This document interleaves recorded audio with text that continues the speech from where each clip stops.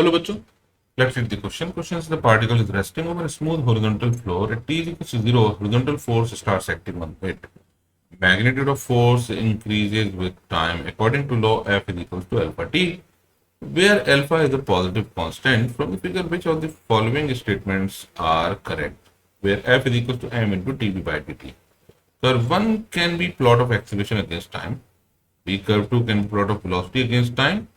C curve 2 can be plot of velocity against acceleration. And D, none of the above are correct.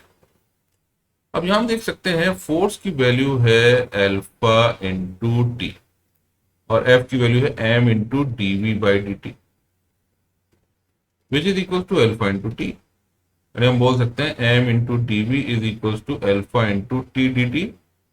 इसका मतलब integrate करने पर हमें मिलेगा, let's say it is from 0 to B and 0 to T, क्योंकि rest से शुरू करता है, तो ये हो जाएगा m into v from 0 to v is equals to alpha t square upon 2 from 0 to t।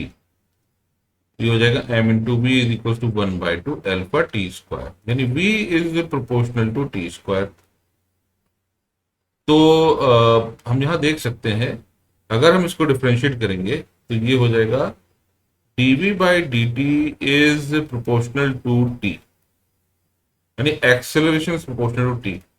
तो अगर acceleration versus time graph plot करेंगे, एक्सेलरेशन वर्सेस टाइम ग्राफ, तो ये आएगा स्ट्रेट लाइन, राइट। तो plot number 1 will be the acceleration versus time graph, तो ये statement हमारा सही है।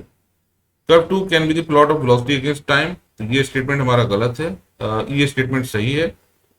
Curve 2 can be the plot of velocity against time, this is absolutely correct.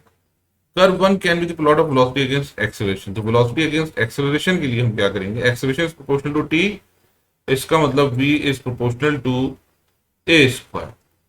तो curve 1 can be the plot of velocity against acceleration, ये statement गलत है क्योंकि ये पैराबोला होगा। तो हमारे स्टेटमेंट है A and B. I hope you understood the solution. Thank you.